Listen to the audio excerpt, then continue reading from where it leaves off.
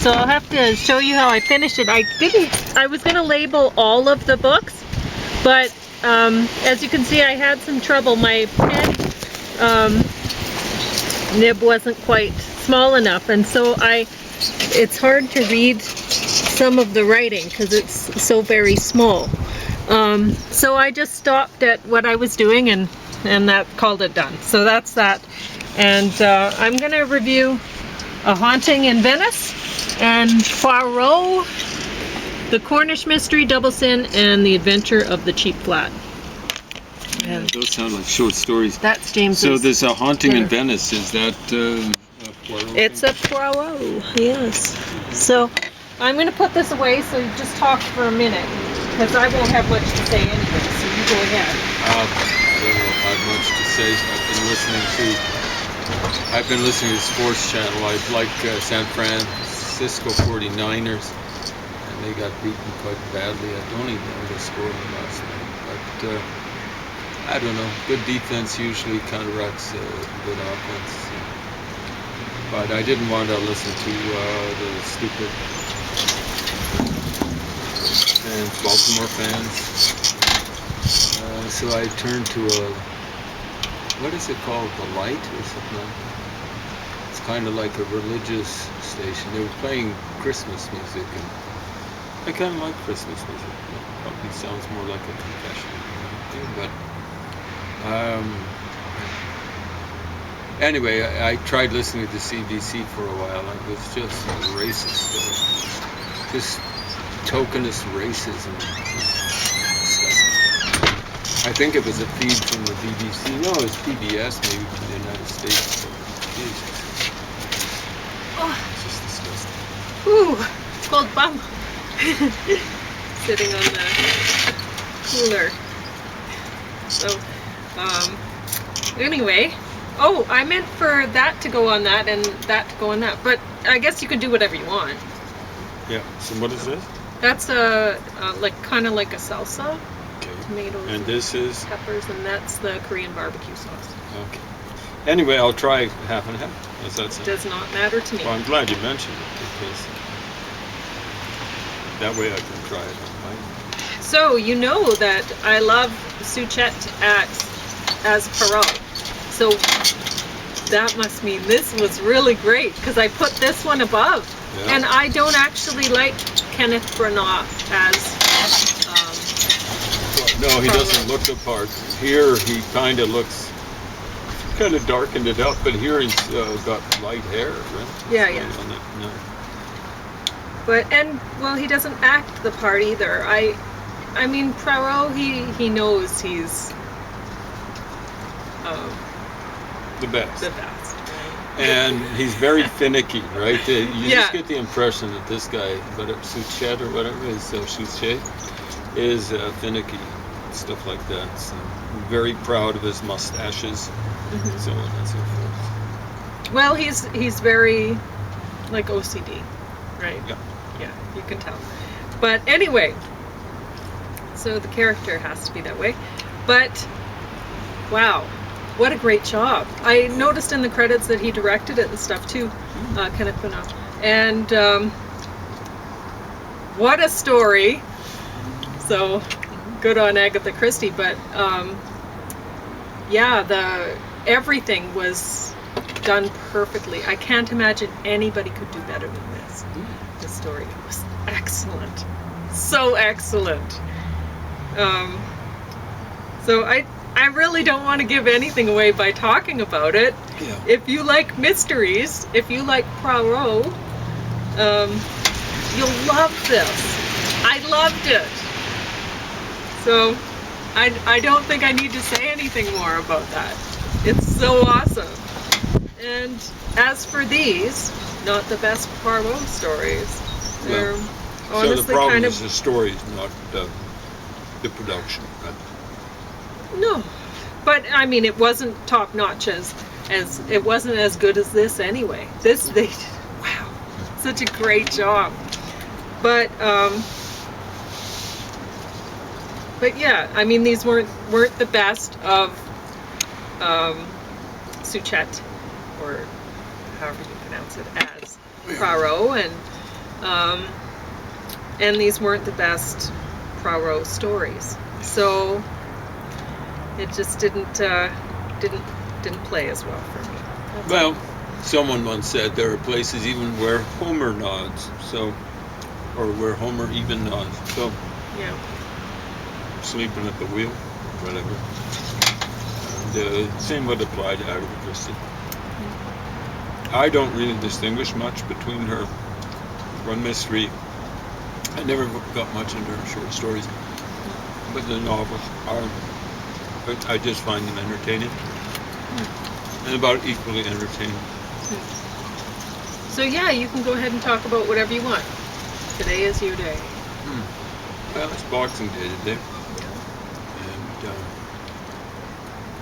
Yeah, I went out to get a pen. Well, I went out to get a fine tip ink type pen instead of like a rollerball kind of thing.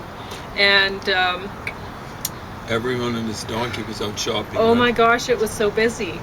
And it wasn't that busy at the, like I went to Staples to get it wasn't that busy in Staples, but it was still busier than usual.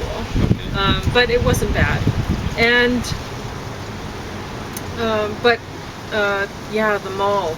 Staples is in the mall, and it was insane. Yeah, like insane. I'm glad I don't know I why didn't drive people you go, down there, like because I can remember one time around this time of year getting caught in that parking mall. I couldn't find a parking space, and then I couldn't get out because there was just a parade of traffic out of it's it. nuts.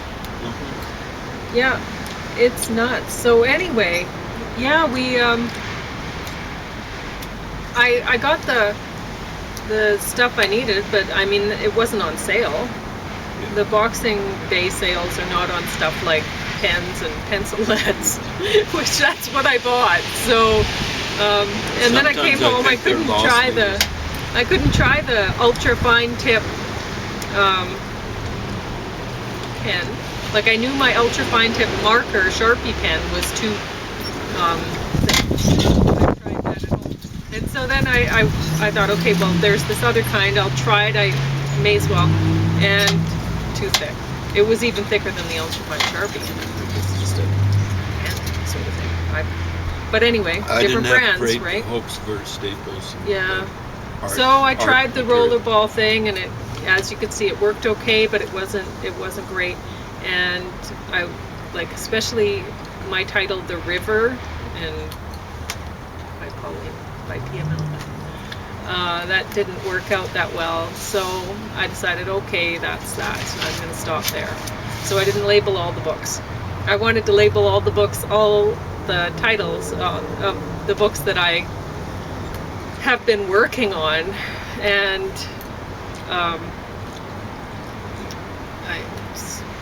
it's a lot of work. I mean, I'm going through trying to edit stuff occasionally, but it gets me down. Editing really is a bummer.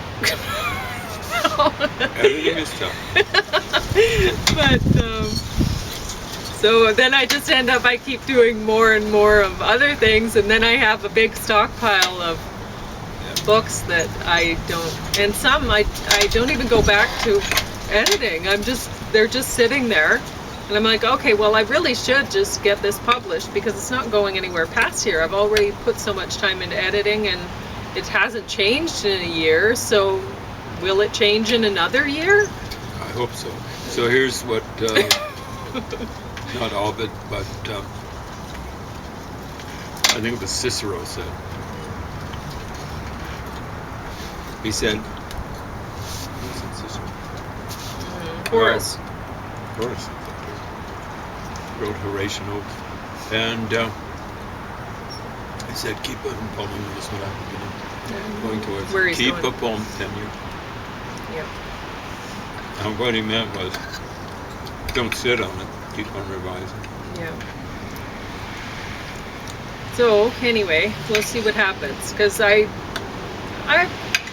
we're okay living on not very much money right now, and a lot of people, they put books out and then they're second edition, third edition, fourth edition. They keep making revisions along the way because it wasn't ready. Well, that's a Really. well. I think it's mainly so they can sell more book. Yeah, that too. They do it. They put it out so that they can start making money off it right away, and they know that they're going to have to revise it because it's not ready. But they do it anyway, and it's not fair to the consumer, for one thing. Especially it's students. Not fair to the environment. So, yeah, it's anyway. So I have a brother who teaches English literature at a university, and he tries to get out of print books, and then he'll photocopy stuff for his students. Oh, that's very nice of him. That's what. That involves work. The photocopying, he probably has a certain allowance for it. Yeah. Most English literature is out of date. It's copyright. The tree's throwing things at you. So it should be that way. Here's the latest edition of Shakespeare. Well, that's a point too. It's like, why you have new editions of that? It's just ridiculous. Yeah. The guy died almost. It's not like he's revising it. With a foreword by some stupid guy that you don't care to read his stuff anyway, or whatever. Oh, it's awful. Yeah. One of the things textbook companies specialize in, Norton, so on and so forth, is critical edition. So it's, it might be the Dubliners, which is just a few short stories by James Joyce. And then it's a big galumphing edition of essays written by Joyce's Fleas. That's how Yeats characterized people who imitated him, actually. Well, yeah, I mean, it's ridiculous. You have to listen to the critics, right? Or whatever. And why? What have they done? Why do I care what they think about anything? Oh, they're so stupid. I mean, there's one guy, what was his name? Levis? Everything was about maturity. This is mature. And from what I can gather, his favorite author, one of his favorite authors, was D.H. Lawrence.